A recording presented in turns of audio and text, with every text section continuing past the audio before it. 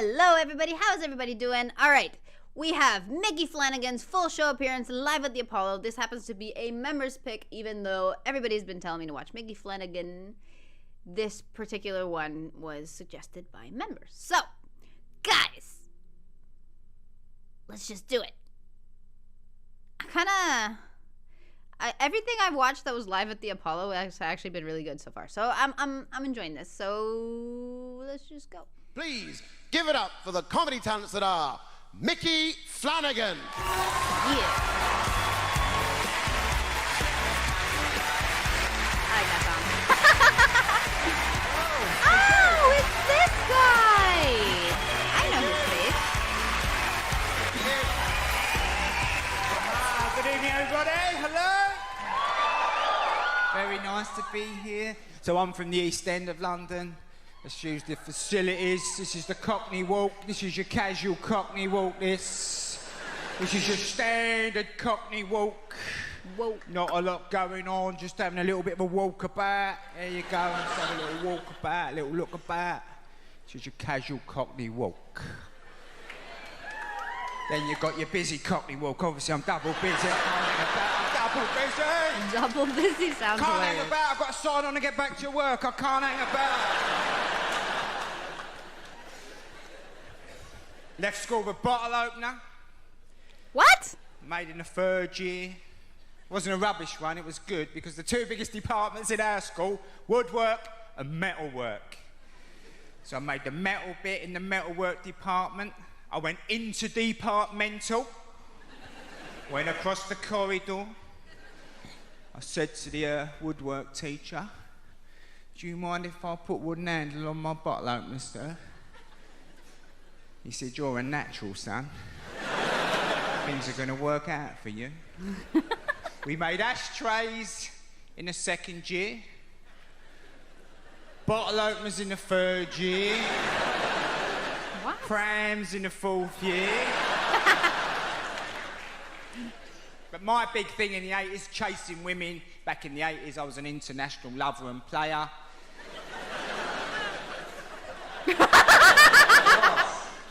I'd made love to women as far afield as Cardiff, Cornwall. I got a girl to wank me off on the Isle of Wight.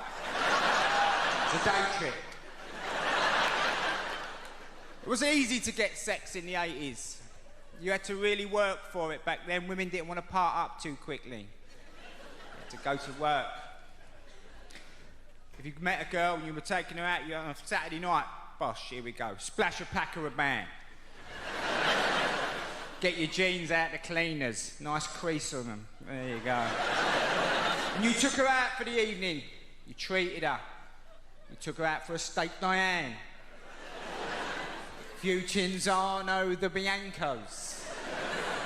What are these If she words? wanted a prawn cocktail, she got a prawn cocktail. Oh, that lady is not having it. It's all for the prawn cocktail in the 80s. There's like an older lady and... Oh, crap, I went too far back, I think. And if she wanted a prawn Hold cocktail... on. I she want to got show a you guys, prawn because that was so funny. That lady in... Oh, I can't point that far. But the lady in the red turtleneck with the glasses, she's not having it. She's like having flashbacks of that... of that day and age. Just like, I regret... Like, she kind of looks like she slept with Mickey Flanagan. She's like, I regret that night. Look at her. Women went mental for the prawn cocktail in the 80s. You see her little face light up.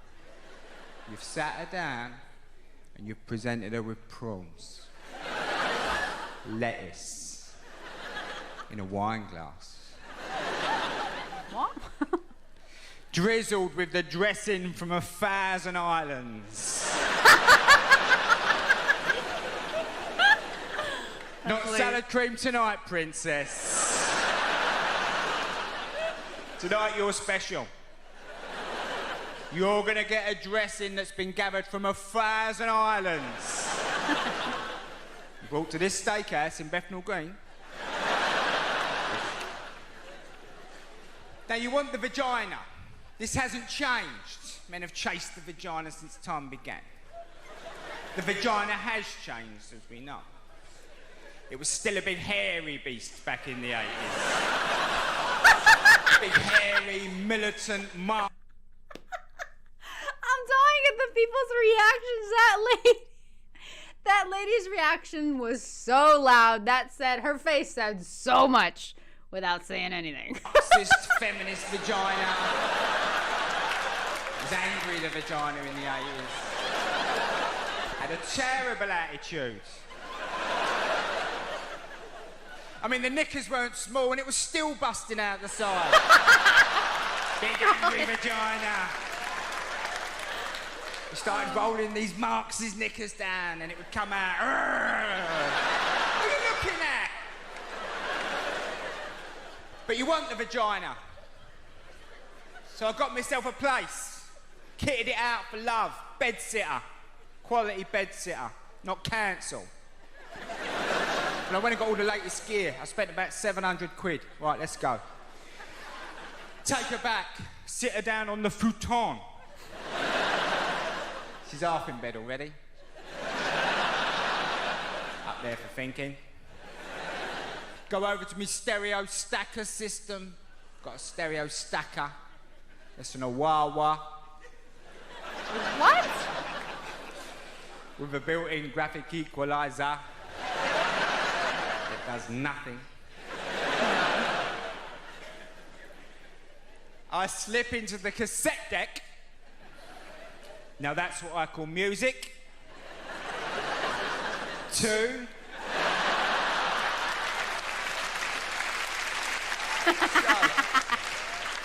Took me a second. I know Luther Vandross will be on in a minute. When Luther comes on, bosh, I'm in. This frees up the time for me to go off to the kitchenette area. I've got a kitchenette area. It's not a piss hole I'm living in. Got a kitchenette area. Go behind me a little bit of curtain. Grab a bit of curtain, man, your kitchen, come on. I change into the uniform of the international player, which we know is the silk black kimono. Come back out into the main area. I've kept my jeans on. I'm not a monster. Well, that's a look. I turn round to reveal the dragon. Hold that pose. Come back with a nice chilled bottle of Blue Nun. What? Oh, she's gone. Now. Took too long. Playing days are over anyway. I sorted my life out in the late 80s. Met a very nice girl. Proper middle class. She's been skiing and everything. And, I've never been skiing. We were about 4 years ago. We were together 6 years. We were making love, right? Making love. She said, I want a baby. I want a baby. I said, well, if you come off the pill, I'll start leaving it in, right? So, started leaving it in. Child came along, was created.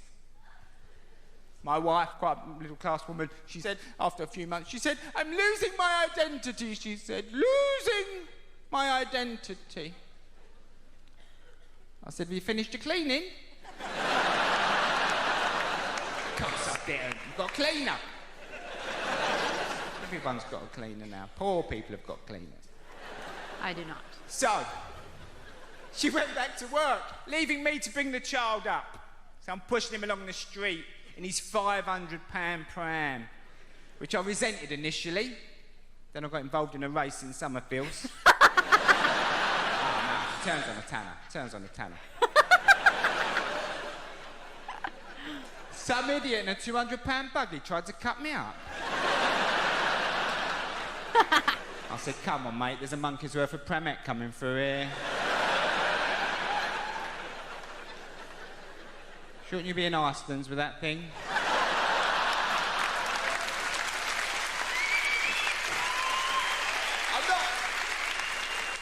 I'm not a snob. I mean, we're not a snob, but we did buy an overpriced house to store the baby in. You know what I mean? In a nice area. Nice area.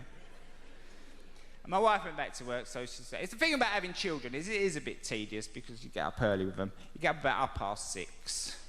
By about 7:30, you're running out of ideas, right? So the government say, not too much telly, not too much telly. They don't know what they're talking about. He loves a bit of telly.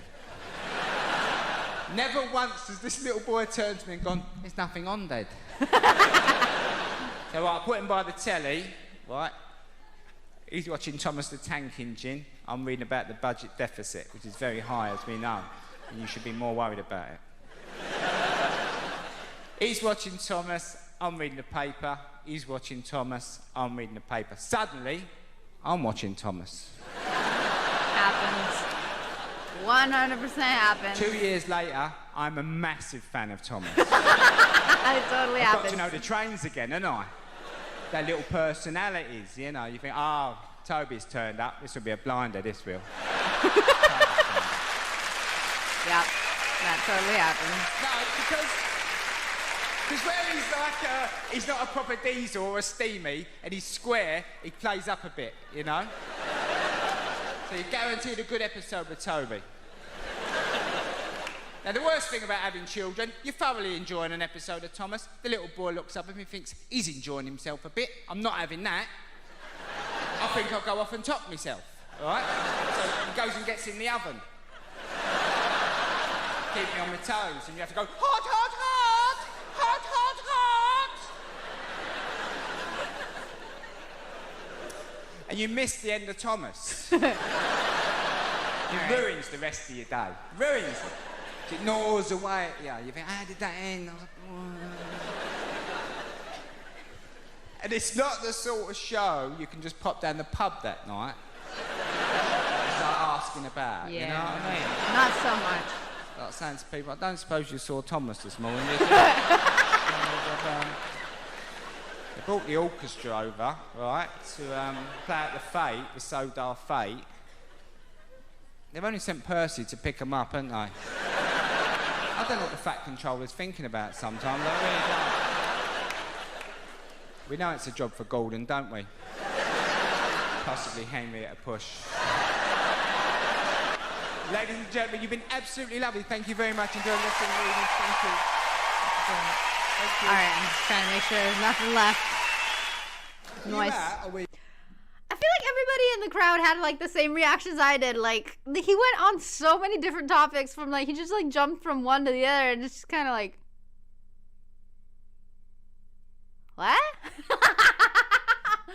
I think I've seen Thomas the Tank Engine or Tom whatever that show Tank Engine.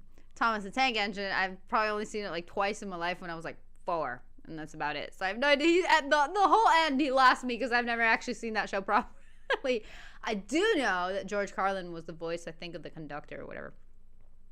Which is absolutely hilarious with what George Carlin came to be. But anyway, I understand why people like this guy so much and think he's so funny and blah, blah, blah. But I feel like this wasn't his best performance for some reason. Especially, not just me, because there was people in the crowd that had weird reactions. Like, I feel like he went on so many topics and so fast. I don't know. I got like some people had like an awkward kind of vibe from him. And I just feel like it had to do with that. I laughed. I just don't feel like this is like his best show ever or whatever. I imagine there are better things. And I know I've seen him, but I don't remember from what because my memory is trash. I think it was 8 out of 10 cats or something like that. Not exactly sure. But I enjoyed it. I mean, I'm open to watching more. Of course. Why not? And again, like, I'm trying to remember all the topics he like started with the walking. Which, by the way, is a very, very, very weird way to open a show. Just like walking around and saying, I'm walking, basically. I don't know. I don't have a proper opinion of him yet. Or a fully formed opinion. I know I'm probably, people are going to hate on me for having my own opinion when I'm the one reacting. For not immediately falling in love with this guy or whatever. And I can already, read the comments saying I'm crazy, this guy's hilarious, and I don't get it because I'm American. Because you guys like to say that. But that's like the point of me reacting to British things. The fact that I am. Actually, I have 2 cultures. I'm American/Argentinian. And I got a lot of cultures and and a lot of ideas, and the ideas I'm reacting to things that are not part of my culture and I do not understand, and I didn't understand half the words he said. And formulating my own opinion and my own reaction on it. So it's not that I didn't like it or anything. I just feel like it wasn't enough to have a proper opinion. At some things, yeah, I laughed. Some things were funny. Other things were kind of awkward.